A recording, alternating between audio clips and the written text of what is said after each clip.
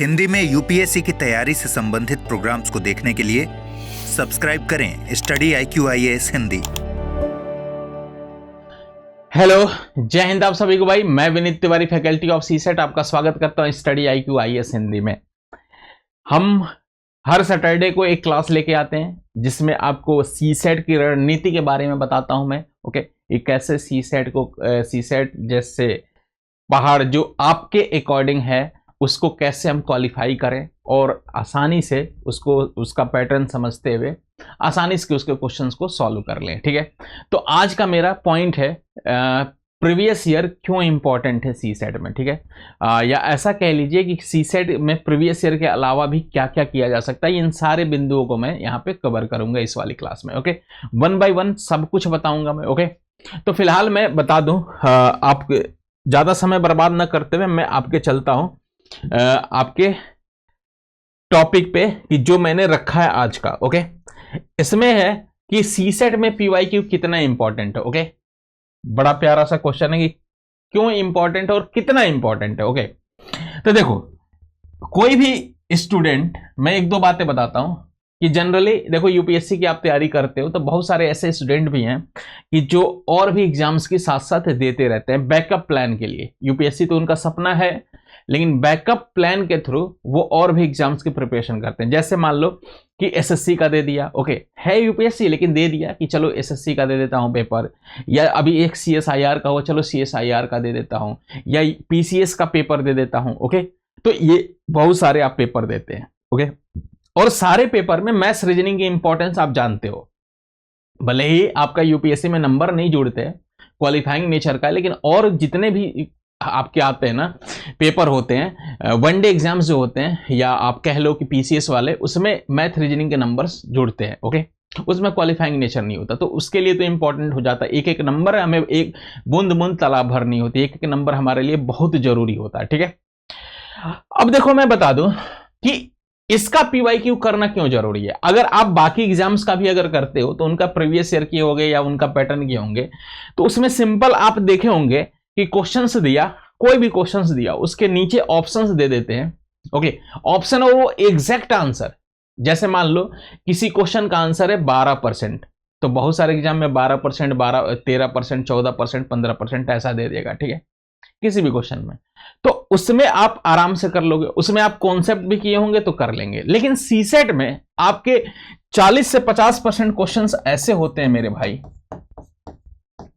कि जो statement based question होते हैं। ओके, स्टेटमेंट बेस्ड कहने का मतलब कि जो वही छोटे क्वेश्चंस है ना, जो भी आपके क्वेश्चंस और एग्जाम्स के आते हैं, या जो बेसिक कॉन्सेप्ट हैं, उनके दो बेसिक कॉन्सेप्ट उठा के एक कथन बना दिया, दूसरा कथन बना दिया, एक क्वेश्चन फ्रेम कर दिया। ओके, अब बोलता है कि कथन एक क्वेश्चन का उत्तर देने के लिए पर्याप्त है, या ऐसा बोल देगा कथन दो उत्तर देने के लिए पर्याप्त है, या दोनों मिलकर उत्तर देने के लिए पर्याप्त है। इसमें उत्तर बताना नहीं है, नहीं बताना है आपको, लेकिन पर्याप्त है ये हमें बताना है, ये जज करना है हमें। ओके, और यकीन मानो ये भी जो क्वेश्चंस होते हैं ना बड़े सिंपल होते हैं। स्टेटमेंट बेस्ड में हमेशा बच्चों से कहता हूं कि जो ये डराने वाले क्वेश्चंस है ना, ये सीसेट की कमजोरियां भी हैं। स्टेटमेंट बेस्ड का क्वेश्चन बनाने के चक्कर में एग्जामिनर बहुत टफ क्वेश्चन दे भी नहीं पाता है। समझ पा रहे हो आप? उनको लगता है कि यही बच्चों के लिए टफ, बहुत मुश्किल हो जाएगा, लेकिन अगर आपको होशियारी से अगर आप इन क्वेश्चंस को अटेम्प्ट करेंगे ना, तो ये आपको एक तरीके से बोनस दिला देंगे। ठीक है, एक बड़ा क्वेश्चन, या ऐसा सोच लो कि एक पूरा का पूरा कंप्लीट आंसर लाने वाले क्वेश्चन से सिंपल ये क्वेश्चन होते हैं। उसकी टेक्निक मैं बताता रहता हूं बैच में, और यहां भी यूट्यूब वगैरह पे भी बताता रहता हूं बीच बीच में। और आगे अपकमिंग जैसे मार्च में, अप्रैल में बहुत सारी क्लासेज आने वाली है, फरवरी में भी जो रिमेनिंग डे है इसमें भी क्लासेज आने वाली है, मैराथन भी आने वाला हूं, उसमें मैं तरीके बताऊंगा कि कैसे करना है। फिलहाल मैं इस क्लास में मैं तरीके नहीं बता रहा हूं कि कैसे अटेम्प्ट करना है। ओके, वो पढ़ाई वाली जो क्लासेज होती है उसमें करेंगे। अभी फिलहाल हमारा मुद्दा है कि कितना इंपॉर्टेंट है। ओके, और इसके अलावा क्या करना है हमें। ओके, इन बिंदुओं पे मुझे बात करनी है। तो देखो अब इसमें क्या होता है कि आपको बेसिक कॉन्सेप्ट पता है हर चैप्टर का, है ना। अब उसके थ्रू आप अगर प्रैक्टिस या पहले से आप देखे नहीं होंगे इस स्टेटमेंट बेस्ड क्वेश्चन को, यकीन मानो अगर पहली बार देखोगे ना एग्जाम में तो आप कर नहीं पाओगे, या इनकी थोड़ी यूज टू हैबिट नहीं रहेगी, इसमें थोड़ा सा गोल गोल घुमा दिया तो भी आप नहीं कर पाओगे, यकीन मानो ये। ओके, तो उसको लिए, इनके अभ्यास के लिए आपको प्रीवियस ईयर क्वेश्चंस करना बहुत जरूरी होता है। और खासतौर से नंबर सिस्टम में जो पार्ट है ना, आजकल नंबर सिस्टम का 80% पार्ट शिफ्ट कर दिया है स्टेटमेंट बेस्ड क्वेश्चन पे। आप 2023 का पेपर उठाइएगा, उसमें आप देखेंगे कि स्टेटमेंट बेस्ड क्वेश्चनों की भरमार है, और खासतौर से नंबर सिस्टम वाले पार्ट में बहुत ज्यादा भरमार है। और भी चैप्टर्स के थे, ये नंबर सिस्टम में ज्यादा फोर्स किया था। और इवन टाइम एंड वर्क का भी एक क्वेश्चन था, वो भी स्टेटमेंट बेस्ड ही बनाया था। क्वेश्चन सिंपल था, ओके, लेकिन 2 स्टेटमेंट जोड़ दिया, बढ़िया क्वेश्चन हो गया। बढ़िया मतलब डराने वाला क्वेश्चन हो गया, लेकिन बहुत ही सिंपल क्वेश्चन था। और ये मैं कराऊंगा आपको कि कैसे स्टेटमेंट बेस्ड क्वेश्चन को एकदम चुटकियों में करते हैं, या छोटा सा किसी भी चैप्टर का आपको बेसिक अप्रोच पता होता है, उसके थ्रू आप निकाल लेते हैं। ये टफ नहीं बना पाता, कभी भी एग्जामिनर टफ नहीं बना पाता, उनकी भी मजबूरी है। टफ ज्यादा बनाएंगे, बन ही नहीं पाते ज्यादा क्वेश्चन टफ, और बहुत ज्यादा बनाएंगे तो उसके लिए और भी ज्यादा लिखना पड़ेगा। मतलब 2-2 पेज में तो इतना बड़ा क्वेश्चन से भी नहीं आता, ठीक है। तो इन क्वेश्चंस के लिए आपको PYQ करना बहुत जरूरी है। और ये कहां से आपको प्रैक्टिस करने को मिलेगा? तो प्रीवियस ईयर क्वेश्चन में ही आपको मिलेगा। और हर एग्जाम का एक पूछने का तरीका होता है, जैसे CSAT का भी होता है। और PYQ करने से एक और बात पता चलती है आपको कि किन चैप्टर्स पे फोकस ज्यादा कर रहा है ये एग्जाम, पर्टिकुलर एग्जाम। जैसे मान लो UPSC की बात किया, तो UPSC कुछ चैप्टर्स पे ज्यादा फोकस करता है, ओके। जैसे मैं बोल दूं कि number system, permutation, combination, probability type में, ओके। फिर उसके बाद से रीजनिंग में बात करूं तो रीजनिंग में कोडिंग, डिकोडिंग, कैलेंडर, क्लॉक, इन पे करता है। बहुत सारे एग्जाम में कैलेंडर, क्लॉक आता ही नहीं है, लेकिन UPSC इन पे फोकस करता है। तो हर एक एग्जाम का, किसी भी चैप्टर की इंपॉर्टेंस हर एक एग्जाम के लिए अलग अलग होते हैं, ठीक है। जैसे UPSC आपको प्रीवियस ईयर करेंगे तो UPSC को पता चल जाएगा कि UPSC किन चैप्टर्स पे ज्यादा फोकस करता है, और आपके लिए थोड़ा इजी हो जाएगा। उन चैप्टर्स को करोगे तो आपके लिए कट ऑफ क्वालिफाई करना बहुत ही सरल हो जाएगा, ठीक है। ये आपको ये बिंदु ध्यान रखना पड़ेगा, ठीक है।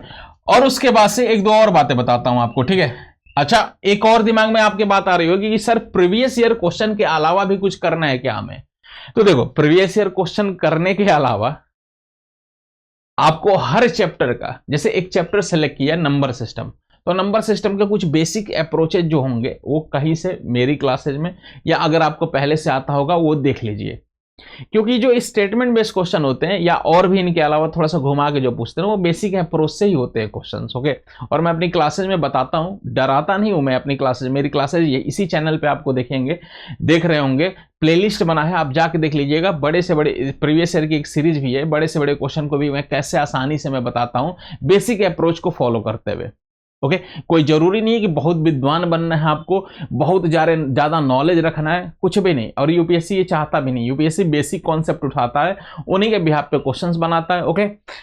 और अगर आपको उन बेसिक कॉन्सेप्ट की नॉलेज होती है तो आप उनका यूज करते हुए आप क्वेश्चन को कर ले जाते हो, ठीक है। तो इन बातों का भाई ध्यान रखना जरूरी है। तो कोई भी चैप्टर उठाइए, उसका बेसिक अप्रोच जरूर पढ़िए, ओके। ये प्रीवियस ईयर के अलावा की बात कर रहा हूं। थोड़ा सा कुछ बेसिक क्वेश्चंस करते रहिए या कर लीजिए। अगर आपको किसी चैप्टर में प्रॉब्लम हो तो उससे किसी एजुकेटर को, आप किसी से भी पढ़ते हो, XYZ, मेरे से पढ़ते हैं तो मेरे से ही, मेरे जितने वीडियोज वगैरह हैं उनको फॉलो करिए कि कहाँ कैसे सर कितना बताते हैं, एक चैप्टर में कितने कॉन्सेप्ट हो सकते हैं, ओके। उनको एक बार अच्छे से देखिए, ठीक है। समय कम है, मैं भी जानता हूँ, तो आप इसके लिए भी एक वीडियो लाऊंगा कि कम समय में कितना आप कैसे, क्या अप्रोच होना चाहिए आपका, कैसे हम टैकल करें इसको, ओके। अभी जल्दी लाऊंगा इसके लिए वीडियो। फिलहाल समय कम है, तो इसके लिए मैं यहां सजेस्ट कर दूंगा कि आप चैप्टर वाइज उठाइए। जैसे आप प्रीवियस ईयर देखेंगे ना, तो आपको पता चल जाएगा किस चैप्टर की ज्यादा इंपॉर्टेंस है, ओके। उस हिसाब से आप चैप्टर उठाइए, ओके। एक चैप्टर पर्टिकुलर, मान लो नंबर सिस्टम, आपका टारगेट होना चाहिए कि अगले 3 दिन में मैं नंबर सिस्टम का करूंगा क्वेश्चन, कुछ कॉन्सेप्ट करूंगा, उसके बाद से इनके प्रीवियस ईयर भी कर लूंगा, ठीक है। और उसके जैसे सिमिलर कुछ क्वेश्चन दिखेंगे तो वो भी करूंगा, जैसे PDF वगैरह मैं शेयर करता रहता हूं, ठीक है। तो आपको बस करना है कि पहले प्रीवियस ईयर उठाना है, जो सॉल्व हो रहे हैं, ठीक है। नहीं हो रहे हैं तो वो देखिए किस टाइप के क्वेश्चन मेरे से सॉल्व नहीं हो रहे हैं, तो उसका पर्टिकुलर कुछ बेसिक कॉन्सेप्ट क्या हो सकता है। जैसे मान लो यूनिट प्लेस का क्वेश्चन आपसे सॉल्व नहीं हुआ, मान लो रिमाइंडर थ्योरम का क्वेश्चन आपसे सॉल्व नहीं हुआ, ओके। तो उसका अब ढूंढने की कोशिश करिए, कहीं भी किसी भी वीडियो के माध्यम से या कहीं भी आपको मिल जाए ज्ञान कहीं भी मिल सकता है, आप लेते रहिए, ठीक है। तो उसको एक बार देखिए कि कैसे इसका बेसिक अप्रोचेज क्या है, उसके बाद से फिर से आप प्रीवियस ईयर क्वेश्चंस करिए। बाकी मेरा टेलीग्राम चैनल है, ईमेल आईडी है, मैं सब शेयर कर देता हूं आपके लिए, और उस पर भी आप मेरे से भी डायरेक्टली कम्युनिकेट कर सकते हैं कि सर इस क्वेश्चन का आंसर या इसका कैसे होगा, मतलब जो भी स्ट्रेटेजी होगी आप अपने हिसाब से पूछ सकते हैं, ठीक है। अगर कोई डाउट भी हो तो डाउट भी पूछ सकते हैं आप मेरे से। मैं सबके लिए कहता हूं, पेड बैच हो या कोई भी बालक हो, सबका स्वागत है मेरे ईमेल आईडी में। आप मेल करिए या टेलीग्राम पे, मेरा सबका स्वागत रहता है। आप पूछिए, मैं रिप्लाई जरूर करता हूं, ठीक है। ओके, तो ये आप थोड़ा सा इस स्ट्रेटेजी के थ्रू काम करिए। फिर एक चैप्टर हो गया, फिर उसके बाद से आप उठाइए कोई और चैप्टर उठा लीजिए जिसकी थोड़ी इंपॉर्टेंस हो, उसको उठाइए, उसके प्रीवियस ईयर पहले शुरू में देखिए, स्कैन करिए किस किस टाइप के क्वेश्चंस हैं, फिर उनसे रिलेटेड थोड़ा सा बेसिक अप्रोचेज देखिए, कॉन्सेप्ट देखिए, ओके। और उसके बाद से फिर उन क्वेश्चंस को सॉल्व करिए। उसके बाद डाउट हो रहा है तो किसी अपने जो अच्छे सहपाठी हैं जिनका थोड़ा सा स्ट्रांग है मैथ्स या रीजनिंग, उनसे एक बार कम्युनिकेट करिए, ठीक है। और अगर उनसे भी नहीं हो रहा तो फिर हमसे पूछ लीजिए या किसी से भी पूछ लीजिए, ठीक है, जो एक्सपर्ट आपको लगता होगा आसपास, ओके। लेकिन जरूर उनको करिए, या पीछे बुक के पीछे सॉल्यूशन भी दिया होता तो उसको देख के अगर समझ पा रहे हैं तो समझ लीजिए, ओके। तो इस तरीके से करिए और थोड़ा नोट्स बनाइए। नोट्स कहने का मतलब कि बहुत बड़ा नोट्स नहीं बनाना है, हर चैप्टर के कुछ बेसिक कॉन्सेप्ट के नोट्स बनाइए, क्योंकि बाद में एक पतली सी बुकलेट आपको बनानी है, ज्यादा नहीं तो मैक्सिमम आपका 70 पेज से ज्यादा नहीं हो, ओके, और 50 पेज के अंदर अंदर उनको कंप्लीट करिए। इतने में आपका मैथ रीजनिंग का पूरा खत्म हो जाएगा, ठीक है।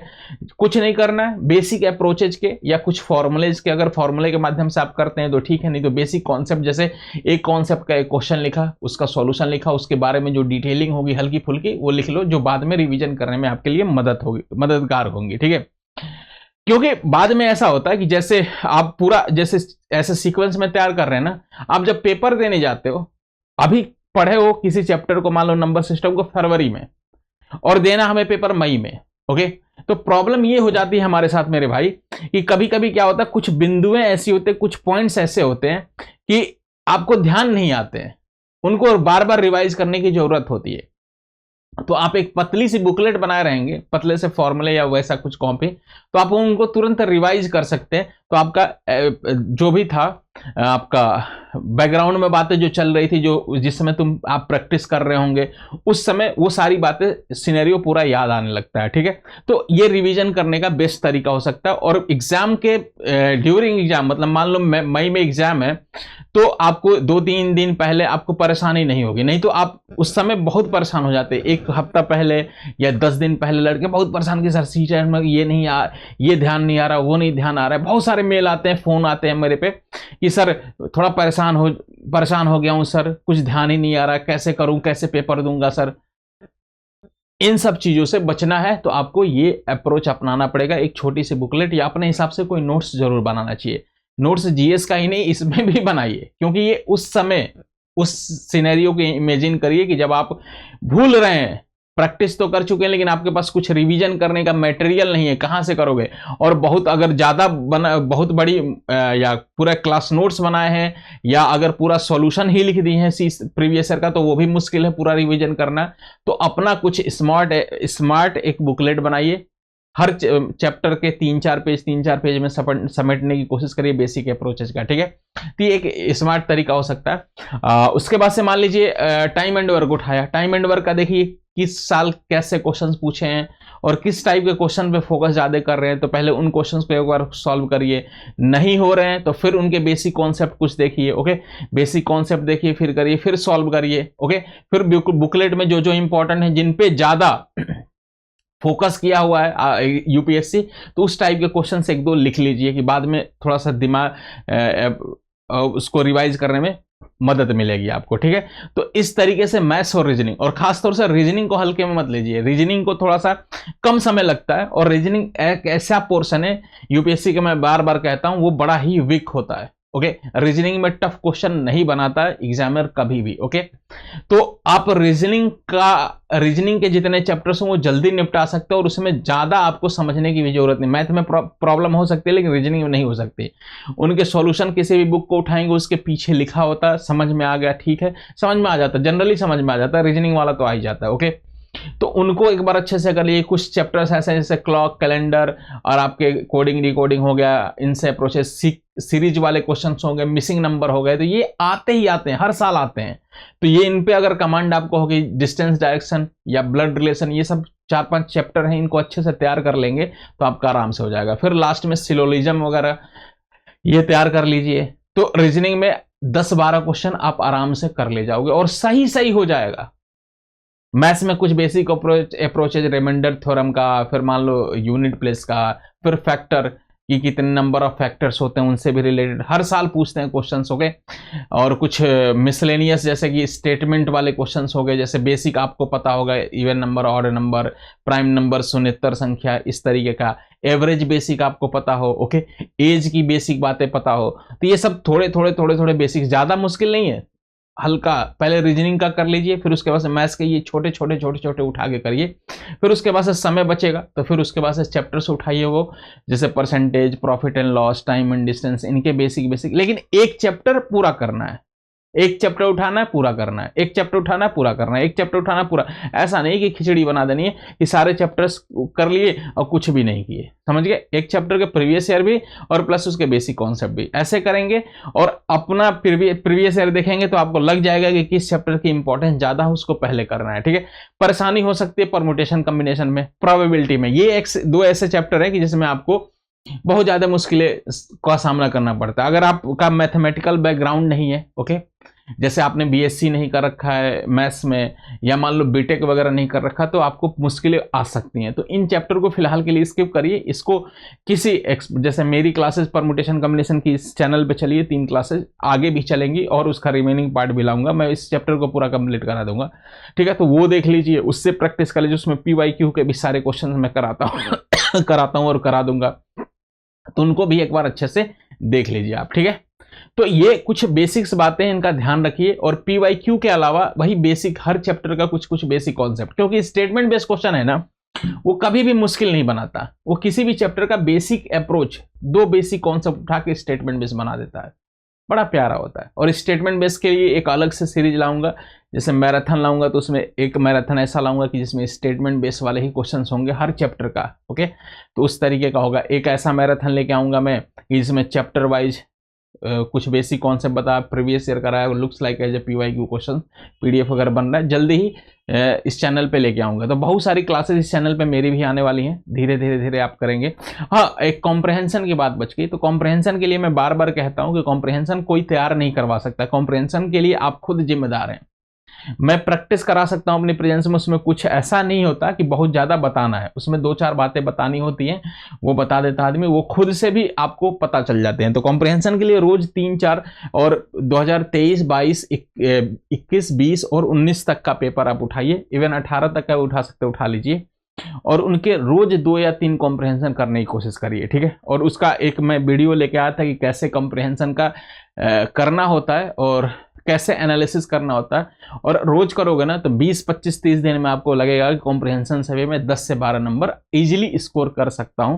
तो 10-12 नंबर वो, 10-12 नंबर रीजनिंग, 10-12 नंबर मैथ, हो गया काम। और क्या करना है, CSET क्वालिफाई तो करना है, आसानी से हो जाएगा, ओके। तो सब कुछ अच्छे परफेक्टली तरीके से होगा। और बातें करेंगे, उससे पहले मैं 1-2 और बातें बता दूं कि अगर आपको एक अच्छी टीम के साथ और डेडिकेटेड टीम के साथ अगर UPSC का सफर तय करना है, प्रीलिम्स से इंटरव्यू तक का सफर तय करना है, ठीक है, तो आपके लिए ये बैच है। आप स्टडी IQ एप्लीकेशन डाउनलोड करिए प्ले स्टोर से। अगर ऑलरेडी डाउनलोड किए हैं तो आप उसमें देखेंगे इस बैच दिख जाएगा, ये बैच हिंदी माध्यम वाला बैच, ओके। और ये सारे बाइलिंगुअल भी आता है, हिंदी माध्यम भी आता है, सारे होते हैं, ठीक है। आप जाएंगे तो वहाँ कई सारे बैच आपको दिख जाएंगे, ओके। हिंदी, फिलहाल मैं हिंदी माध्यम के बैच की बात कर रहा हूँ और मेरा हिंदी माध्यम वाले में मेरी क्लास दिखती है, ओके। तो इसको ज्वाइन करने के लिए आपको मिनिमम फीस पे ज्वाइन करने के लिए आपको VT लाइव कोड यूज करना चाहिए। VT लाइव कोड यूज करेंगे तो मैक्सिमम डिस्काउंट हो जाएगा, ओके, और मिनिमम प्राइस हो जाएगा। डिस्काउंट जितना ज़्यादा होगा मतलब पैसा कम हो जाता है, ओके। सबसे ज़्यादा डिस्काउंट इसी कोड से होगा, ओके। मतलब इसी कोड, वहाँ कई सजेशन दिया जाता है, लेकिन उसके अलावा अगर इसको लगाओगे ना, सजेशन के अलावा इसको, तो इससे ज़्यादा डिस्काउंट मिलता है, ठीक है। तो आप मिनिमम प्राइस पे इसको परचेज कर सकते हैं। और एक और इम्पॉर्टेंट बात, प्रीलिम्स इंटरव्यू तक का जितने भी चरण होते हैं ना, प्री मेन सब कुछ इसमें कवर होता है, इंटरव्यू तक इवन। और सी सेट, अगर ये बैच आप ले रहे हैं ना, तो सी सेट को लेने की अलग से जरूरत नहीं है, और इसी बैच में सी सेट इंक्लूड रहता है और बेहतरीन तैयारी कराई जाती है। ओके, अगर आपको सी सेट की सेपरेट बैच भी चाहिए कि नहीं सर हम P2I पढ़ चुके हैं, आपसे सी सेट पढ़ना है, ऐसा अगर आपके मन में आ रहा है, तो फिर से वही मैं सजेस्ट करूंगा, एप्लीकेशन पे जाएंगे, आपको मेरा ये बैच सेपरेट बैच भी सी सेट का दिख जाएगा। ओके, इस बैच में भी इनरोल करने के लिए आप मिनिमम फीस पे अगर आप इसमें एडमिशन चाहते हैं तो आप VT लाइव कोड यूज करिए। VT लाइव कोड जैसे यूज करेंगे तो मैक्सिमम डिस्काउंट हो जाता है, और ये दोपहर 3:30 बजे का बैच है। ओके, और क्लासेज आपकी डेली दोपहर 3:30 बजे होंगी। ओके, इसका तरीका क्या होता है इस बैच में पढ़ाने का, मैं सी सेट पढ़ाता हूं तो कॉन्सेप्ट कराता हूं, किसी भी चैप्टर के बेसिक कॉन्सेप्ट, फिर उसके बाद से उन बेसिक कॉन्सेप्ट की प्रैक्टिस करा देता हूं, फिर उनका PYQ प्रीवियस ईयर क्वेश्चन करता हूं, फिर उसके बाद से looks like as a PYQ question, मतलब अपनी तरफ से स्टेटमेंट बेस्ड क्वेश्चन बना के क्या क्या हो सकता है उसमें, ये भी मैं प्रैक्टिस कराता रहता हूँ। ठीक है, तो बहुत बेहतरीन तरीके से तैयारियां होती हैं। ओके, तो फिलहाल इस बैच में ज्वाइन करने के लिए आप VT लाइव कोड यूज करें। ओके, ऐसे ही मैं बहुत महत्वपूर्ण बिंदुओं को लेके आऊंगा यहाँ पे एक एक बात बताने के लिए। सी सेट का डर खत्म करना है इस साल, सी सेट में तो रहना ही नहीं है। सी सेट मतलब ये समझ लो कि GS अगर आपका तैयार हो तो सी सेट में कोई बैरियर नहीं होगा, कोई भी रोक नहीं होगा, कोई भी ऐसा स्पीड ब्रेकर नहीं होगा। सी सेट आपके लिए सबको इसको पार कराएंगे। इस बार नैया पार होगी, आराम से होगी। तो स्ट्रेटेजी वीडियो हर सैटरडे को मैं लेके आता ही हूँ, फिर बीच में क्लासेस मेरी चलती है। अगर आपको करना है तो इस चैनल पे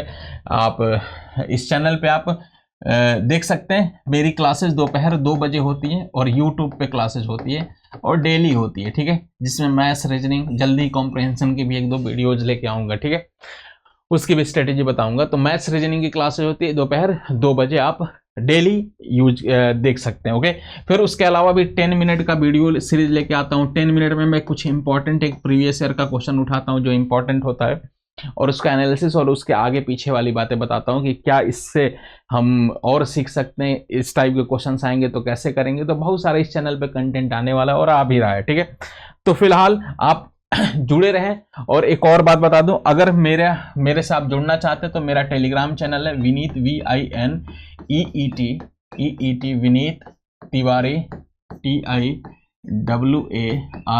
विनीत तिवारी मैथ्स। ओके, आप इससे जुड़ सकते हैं। विनीत तिवारी मैथ्स टाइप करेंगे टेलीग्राम चैनल पे तो आपको दिख जाएगा ये बैच। ठीक है, ये तो इसको ज्वाइन कर लीजिए।